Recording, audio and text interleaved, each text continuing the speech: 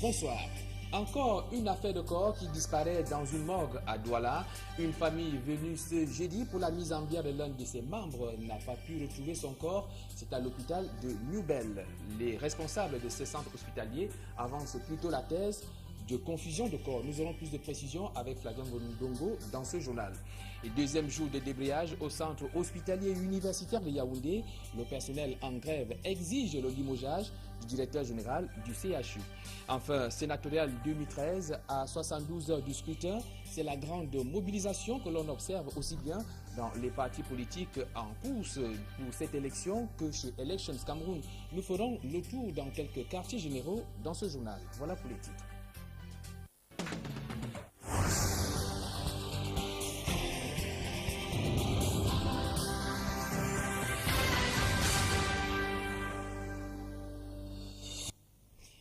Et comme l'annonçait un peu plus tôt, le corps d'une dame qui disparaît à la morgue de l'hôpital de Newbell, c'était ce jour. La famille venue pour la mise en bière de cette dernière n'a pas pu retrouver son corps qui a pourtant été déposé dans cet hôpital il y a 26 jours. Pour le responsable du dit hôpital, il pourrait s'agir d'un cas de confusion de corps. Les précisions avec Warren Zede et Flavien Valondongo.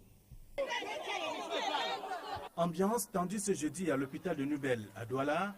La dépouille de Mme Kamoni Anne, déposée à la morgue du dit centre hospitalier depuis le 11 mars dernier, reste introuvable. Curieusement, ce matin, on est arrivé ayant déjà déposé les cercueils et tout le nécessaire. On nous a appelé de venir identifier un corps. Le corps qu'on nous a présenté, visiblement, n'était pas le corps de notre maman. Déjà vers 13 heures, avec beaucoup d'efforts, ils ont proposé notre corps à mon oncle, mais ce n'est pas le nom. Âgée de 72 ans à sa mort, la dame n'a pas été reconnue parmi les corps disponibles dans cette morgue. C'est-à-dire qu'au niveau des traits les plus caractéristiques, je veux faire allusion aux cheveux. On nous a montré une maman qui avait des cheveux un peu comme les miens. Alors que notre maman avait des cheveux avec le pompon là. Avec le pompon. Les enfants habituellement lui faisaient des nattes. Donc là c'était déjà le premier indice. Mais au niveau des orteils, de certains traits caractéristiques, il n'y a pas de similitude. Le directeur de l'hôpital affirme par ailleurs qu'un corps mis à la morgue peut se métamorphoser au point de devenir méconnaissable par les siens. À la sortie de ce corps, il ne peut pas être comme il est entré. C'est pour ça qu'il faut les membres de la famille pour identifier le corps. Et même cette identification, ce n'est pas toujours évident parce que le corps subit, comme vous avez dit, quelques modifications. Comme le sang ne circule plus, il va noircir. Dans le cas où la confusion est avérée, des dispositions sont prévues. Quand on dit confusion, ça veut dire qu'il y a un corps qui est resté à la place de l'autre. On peut aller jusqu'à l'exhumation et de l'autre, il y a les examens, on peut faire l'ADN et autres. Seulement, il y a lieu de s'interroger sur le fonctionnement des morguiers et le processus de mise à la morgue d'une dépouille. Des cas de disparition, confusion de corps et parfois des phénomènes de trafic d'organes sont légion dans nos morgues, affirment certains observateurs. Pour le cas de Anne Kamounié, dont le corps reste introuvable à la morgue de l'hôpital de Newbell, une enquête a été ouverte. Nous ne quittons pas les milieux hospitaliers, on se rend cette fois à Yaoundé pour parler de ce deuxième jour de grève au centre hospitalier et universitaire de Yaoundé. Le personnel en grève exige le limogeage du directeur général. Yannick Mazoua.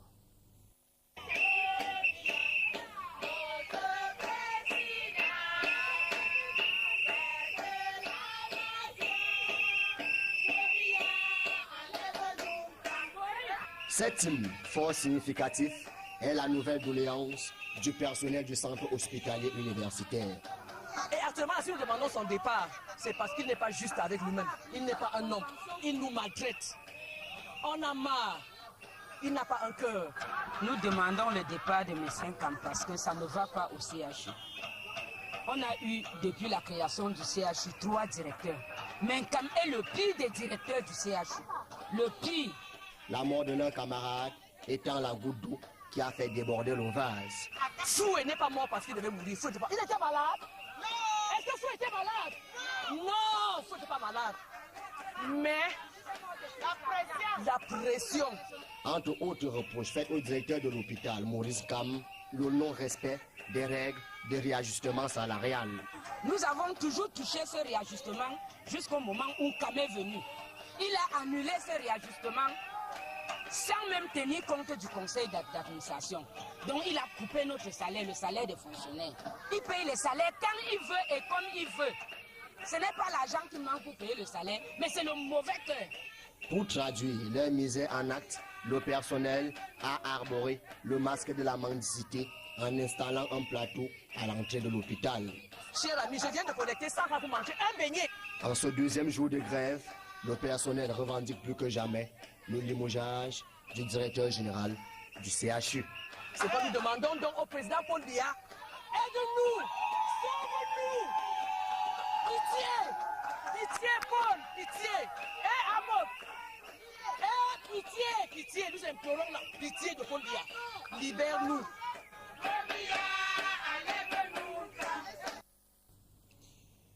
C'est également des cris de cœur pour les populations qui habitent le quartier Village, c'est dans l'arrondissement de Douala 3e. Ceci à l'endroit des responsables de AESONEL suite à un poteau électrique qui est couché à même le sol depuis plus d'un an. Un poteau qui présente des risques d'électrocution pour ses habitants. C'est dans ce reportage de Warren Z2 et Flavien Valondongo. Les habitants du lieu-dit Trobordel, au quartier Village à Douala, vivent avec la peur de se faire électrocuter. On traverse sur la mort. On met le courant d'électricité sur la route, les gens traversent dessus. On est là, on attend seulement la mort. Les enfants jouent à côté, nous-mêmes, je n'ai même pas les pieds pour traverser, mais je traverse là-dessus étant en danger. Le poteau électrique tombé depuis le 7 novembre 2012 présente des risques énormes pour les usagers qui empruntent la piste du quartier. Mais voir un poteau électrique comme ça au sol depuis novembre, puisque je suis locataire. Si c'était même blessé, c'est que vraiment, on a apporté un cadavre ici. Il y a les établissements là-bas à côté. Les enfants passent tout le temps toujours à jouer au-dessus et toucher le courant là. Toutes les démarches engagées auprès de la société en charge de l'énergie électrique sont restées vaines. Mon mari marche toujours là-bas chez les sonneurs là pour demander que viennent arranger. Personne ne passe. Je veux attendre encore de chacun. Je veux bien demander que est-ce qu'il y a une autre procédure que je peux agir pour qu'on vienne arranger. Ils ont dit que non, que va attendre. Ce câble qui traîne au sol est alimenté. Et moi-même, c'est ça que j'utilise pour écraser même mon moulin. Quand j'écrase comme ça là, j'ai seulement regardé comme ça que ça peut me frapper. Cette situation n'est pas un cas isolé. Des cas, l'on en compte à l'appel dans presque tous les quartiers de la capitale économique. Eh bien, ce n'est pas un cas isolé. Je vous présente à présent, cette fois, le quartier Lokbaba Tunnel, où également on assiste à la même scène des câbles du courant électrique qui traînent à même le sol et même d'autres qui pendent sur les toitures des habitations. Le reportage de Fleur Tamko Bensi. Les images bouleversantes sont toujours là. Rien n'a changé à Lokbaba Tunnel depuis notre dernier passage ici. Les câbles électriques pendent toujours sur des toits des maisons d'habitation. Les fils électriques jonchent le sol. Les habitants continuent de toucher le courant à main nue. Les fils électriques encerclent les maisons en forme de clôture. Le danger est là et les populations le côtoient, impuissantes. Voir ça comme ça exposé, c'est un risque énorme, puisqu'on vit avec la peur dans le ventre. On les supplie même de venir faire tous ces travaux-là. Pour la sécurité des enfants, des petits-enfants surtout, peut-être nous les grandes personnes comme ça, on peut quand même savoir comment esquiver les poteaux, peut-être pour aller en route. Mais les enfants, ils jouent avec les fils, ils tirent ça de partout. À Lokbaba Tunnel, chacun fait son mieux pour tenter d'écarter le danger. Même les fils de fer sont mis à contribution pour maintenir debout les poteaux électriques totalement défectueux. Le danger plane sur les domiciles du quartier Lokbaba à Douala. Ils nous ont habitués dans les délestages. On s'est retrouvés dans l'insécurité. On a supporté. Aujourd'hui, même simple entretien de leur matériel. Dans ce quartier, comme vous-même vous constatez, tous les poteaux sont presque à terre. Et alors, chaque jour, des requêtes et des requêtes, des procédures. Qu'est-ce que vous voulez? Cela fait déjà plus de 8 mois que les enfants côtoient les câbles électriques au quotidien. Poteaux électriques sur des toits, certains ne tiennent plus qu'à un bout de fil. Face à la situation, le chef de quartier n'a pu faire de miracle pour mettre à l'abri ses administrés. Je ne sais plus à quel sens me vouer, parce que la situation a été même posée au niveau du sous-préfet qui est au courant. Il est même venu, il l'a vu. On a écrit à la SONEL. Ils sont même descendus, je crois, la semaine dernière pour voir. Ils ont vu eux-mêmes la gravité. Parce qu'ils étaient étonnés. Alors qu'on a écrit et tout, ils sont venus, ils ont vu. Mais depuis presque un an, il n'y a aucune réaction de leur part. Alors, les gens me saisissent en tant que chef du quartier. J'écris le SONEL est toujours resté indifférent aux appels que nous faisons. Vous voyez comment les fils sont tellement bas, il faut les soulever pour passer. Et c'est eux qui font la publicité en disant que n'approchez pas les fils, même si c'est tombé par terre. Je ne sais donc pas comment ils peuvent continuer à ignorer cette situation où les enfants touchent les fils, soulèvent les fils avant de passer. Vraiment, c'est vraiment regrettable. L'entreprise en charge de l'énergie électrique au Cameroun est sourde et aveugle. S'attend-elle à une mort d'homme pour intervenir? S'interrogent les riverains de l'Orbaba Tunnel à Douala. Eh bien, si allons au bas de ce reportage que les responsables de AESONEL joints au téléphone n'ont pas souhaité s'exprimer sur cette situation. Rendons-nous à présent dans la région du Nord-Ouest, plus précisément à Bamenda, où c'est peut-être la fin de calvaire pour les usagers de cette ville. La plupart des routes qui desservent le chef-lieu de la région du Nord-Ouest sont en plein chantier, mais les experts remettent en cause la qualité du matériel utilisé pour le bitumage de ces tronçons routiers. Les précisions avec Fonkenet et Sandrine Babou. Le fait n'est pas inédit dans la région du Nord-Ouest. Depuis plusieurs années, les routes n'ont pas été entretenues ni même réhabilitées. Véritable calvaire pour les automobilistes qui empruntent ces différentes voies, obligés de faire face aux nids de poules et autres crevasses. Afin de pallier à la situation, la communauté urbaine de Bamenda a entrepris il y a quelque temps des travaux sur ces routes impraticables. C'est le cas sur le tronçon routier Bamenda-Bengui ou encore le bitumage de la route Batibo-Vodikoum-Manfé. Seulement, ce qui se présente comme un ouf de soulagement pour les automobilistes présente déjà de nombreuses failles. Des nids de poules sont observés ça et là, surtout en ce temps de saison pluvieuse. La qualité du goudron utilisé pour le bitumage n'est pas de bonne qualité. Les travaux ne sont pas encore achevés, mais il y a déjà les trous. Le trajet Bamenda-Batibo et Kokre à la frontière avec le Nigeria attend encore sa cure de jouvence. Mais pour les populations dont les activités tournaient au ralenti, l'initiative est déjà à saluer car elle aura un impact positif sur l'économie de ces différentes localités. Dans les années antérieures, c'était un cauchemar pour les automobilistes. Les personnes qui venaient du Nigeria passaient 2 jours pour atteindre Batibo. Du nord-ouest, nous nous rendons dans la région du sud-ouest et plus précisément à Boya où vient de séjourner le ministre camerounais en charge de la communication.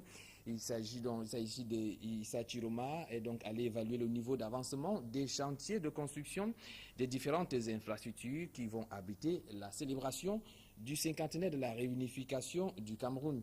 Assisté du gouverneur de la région du sud-ouest, le patron de la communication a également soulevé la question de la couverture médiatique de l'événement au moment où les populations s'interrogent toujours sur la date de ces festivités. Ouvrons à présent le dossier consacré au sénatorial 2013 en se rendant dans la région de l'Ouest à l'Ouest où le secrétaire général du comité central du RDPC, Jean Koueté, a invité les militants, les conseillers municipaux de cette partie du Cameroun à voter pour la liste du Social Democratic Front. Plus de précisions avec Jérôme Nassis Obzé.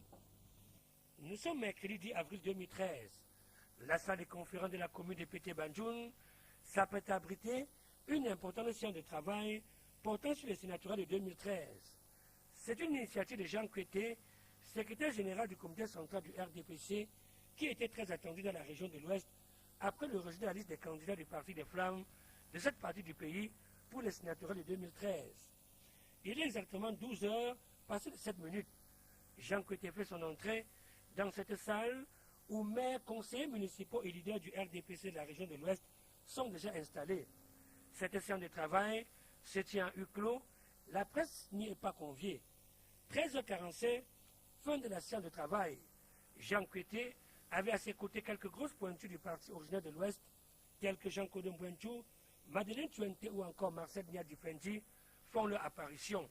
Approché par la presse, le secrétaire général du comité central s'abstient de tout commentaire. Hors caméra, maires et conseillers municipaux nous précisent qu'un seul point était à l'ordre du jour, à savoir les consignes de vote pour le sénatorial du 14 avril prochain. Ils poursuivent en déclarant que le secrétaire général de leur formation politique a demandé aux dignitaires du RDPC à l'Ouest d'inviter les 788 conseillers municipaux des 29 communes de la région à voter en faveur du SDF. Ce choix, poursuit-on, est motivé par le fait que le leader de ce parti est très coopératif envers les dirigeants de ce pays. La politique se joue au sommet. Il est donc question de respecter, dit-on, la discipline du parti. Il est à noter que cette séance de travail intervient seulement 2 jours après celle effectuée par Grégoire Ona dans cette même région. C'est en tout cas au soir du 14 avril prochain qu'on saura si les conseillers municipaux du RDPC de cette partie du pays ont effectivement respecté cette consigne de vote. Des consignes de vote qui arrangent le chairman du Social Democratic Front, Ni John Fundi, qui était dans la région de l'Ouest Cameroun hier présenté. Ceux-là qui vont donc concourir au cours de ces sénatoriales, les membres de la liste du Social Democratic Front. Nous retrouvons une fois de plus Jérôme Nassis Obzé. Le leader du Social Democratic Front était mercredi dernier lors des populations de la région de l'Ouest. Ni John Fundi est personnellement venu présenter la liste conduite par le SDF au sénatorial du 14 avril prochain. Ce fut une journée marathon avec au total 4 étapes. D'abord Fumban, ensuite Baham, Banjul et Bafoussam. À chaque étape, les différents candidats étaient présentés aux populations. Voici le mandataire de la liste du SDF dans cette région. Il a pour nom Jean Tomelou. Il est par ailleurs président régional du SDF à l'Ouest. À 45 ans, ce planteur originaire de Bamessing dans la commune de Bouddha a au cours de cette tournée délivré son message. L'Ouest d'ici demain sera vraiment préservé dans cette haute chambre. Je sais que c'est un peu pénible parce qu'on pensait aller à ces élections avec nos frères d'en face. Malheureusement, comme le droit est un peu dur, et le droit, nous ne pouvons qu'accepter. Et je leur demande d'accepter. Mais lorsque vous avez 2 enfants à qui vous voulez léguer votre succession, et l'autre est un peu plus fort qui voulait prendre cette succession parce que vous avez près de 800 conseillers municipaux. S'il arrive que par accident cet enfant décède, je crois que vous allez laisser la succession à l'autre enfant qui est le SDF. Dans la suite de Ni John Fundi, on a noté quelques visages bien connus de la scène politique. On peut citer entre autres Albert Zongang, qui a d'ailleurs donné la veille un point de presse au siège régional du SDF à l'Ouest, ou encore Jean-Michel Nintieu. Le chairman a bouclé la journée en invitant les populations qui lui font confiance depuis plus de 20 ans à être très vigilantes le 14 avril prochain et à dénoncer avec la dernière énergie toute irrégularité qui pourrait provenir de ce processus électoral. Toujours dans la mouvance de cette campagne électorale, signalons que dans la ville de Douala, les partis politiques en lice dans la région du littoral choisissent plutôt les murs des édifices publics pour leurs affiches en lieu et place des espaces aménagés par les mairies d'arrondissement, une situation que ne condamne pas Elections Cameroun. Warren Zede et Serge Alaoutou. Les mairies d'arrondissement du département du Vouri sont aux couleurs du RDPC et de l'UNDP. Les 2 partis en lice pour les sénatoriales dans le littoral. Pour Lengue Malapa, le magistrat municipal de Douala 1er, les sénatoriales restent un scrutin particulier. La mairie de Douala 1er respecte la loi. Des espaces ont été aménagés et quelques affiches ont été posées. Je dois ajouter que la campagne électorale des sénatoriales est une campagne de proximité. Nous avons un collège électoral fait de conseillers municipaux et il y a plusieurs manières de les approcher. Donc nous au RDPC, à Douala 1er en particulier, nous avons privilégié la proximité, n'est-ce pas, un dialogue, une causerie entre conseillers. Ici, à la mairie du 2e arrondissement de Douala, ce sont les affiches aux couleurs blanches pour le RDPC et vertes pour l'UNDP qui renseignent sur le scrutin de dimanche. Ces affiches sont placardées sur les murs au détriment de ce babillard. Le responsable départemental d'Elecam pour le Vouri n'y trouve aucun inconvénient à condition d'informer les protagonistes. Si dans l'identification des espaces, Monsieur le maire a pensé que certains des murs de la mairie peuvent servir, il suffit de le dire aux différents candidats, que les candidats le sachent, parce qu'il ne s'agit pas de ne rien dire et qu'une liste occupe tous les murs alors qu'une autre n'a pas d'espace. Donc il s'agit simplement que les choses soient bien claires, que les lieux dédiés pour affichage soient connus et que la répartition soit équitable pour les différents lieux. À quelques jours de la fin de la campagne des sénatoriales, les mairies d'arrondissement n'ont pas cessé de jouer leur partition. En page commerciale, dans ce journal, MTN Cameroun ouvre une nouvelle agence à Douala. Elle a été inaugurée hier à Bonapiso par le préfet du département du Vouri. Après Koussiri le 9 avril, c'était le tour de la capitale économique d'accueillir une autre agence MTN. Reportage. MTN Cameroun poursuit le programme d'extension de son implantation à travers le pays. Cette entreprise citoyenne vient d'ouvrir ce 10 avril une nouvelle agence VIP MTN à Bonapiso à Douala. L'objectif, c'était de décongestionner l'agence actuelle de Douala que vous connaissez à Aqua, qui s'appelle et aujourd'hui, on vient d'ouvrir ici à Bonapiso. Donc, le but, c'est vraiment de décongestionner l'agence, mais aussi pour apporter des solutions de service de proximité sur toute l'étendue du territoire. La cérémonie d'inauguration pilotée par le préfet du département du Vouri, Paul Nassiri Béa, a connu tout naturellement la présence du directeur général de MTN Cameroun, Carlo Toriola, de nombreuses personnalités et d'autres convives. Un public sélect qui, pour cette circonstance, a découvert de manière officielle cette nouvelle agence mise en service depuis janvier dernier. Elle est logée dans un cadre idéal et propose tous les jours de lundi à samedi entre 8h et 18h des services multiples aux clients. C'est un problème de décongestionnement. Allez, ça le temps que ça perd pour des responsables. Et quand ça des gens dont le temps. Ce sentiment de soulagement est aussi celui exprimé par des abonnés MTN de Koussiri dans l'extrême nord. Depuis le 9 avril 2013, ils ont dans leur localité une agence. Fini dans les déplacements pour Marois, car leurs besoins de communication sont désormais satisfaits sur place. MTN Cameroun compte ne pas s'arrêter à ces deux nouvelles agences de proximité. À long terme, on a l'intention d'ouvrir d'ici 5 agences supplémentaires d'ici 2014 à Douala. Il y en a d'autres également du Cameroun que je préférais ne pas encore citer. Dans cette satisfaction du client, cette compagnie de téléphonie mobile ne délaisse pas son caractère d'entreprise citoyenne. D'ailleurs, le préfet du département du Vouri, en ouvrant de manière solennelle les portes de l'agence VIP MTN à Bonapiso à Douala, a salué cette posture de MTN Cameroun. Ça finance le football, ça les jeunes. Ça fait crier donc le professionnalisme dans le monde. Donc c'est visible. MTN Cameroun, installé sur le territoire national depuis 2000, enregistre un peu plus de 7 millions d'abonnés. La structure a déjà injecté près de 500 milliards de francs CFA dans le développement d'un réseau de télécommunications moderne et étendu, constitué d'un millier de stations relais qui lui assure une présence ininterrompue dans les 10 régions du pays. Un réseau qui apporte des services de communication à 90% de la population nationale. Des investissements qui rentrent en droite ligne dans la politique de MTN Cameroun. Une politique que le directeur général résume en ces termes, je cite, « La satisfaction des clients est une préoccupation permanente chez MTN. C'est la raison d'être de notre entreprise. » Eh bien, c'est la fin de cette édition d'information. Merci de nous avoir suivis. Retrouvez juste après Spécial Sénat.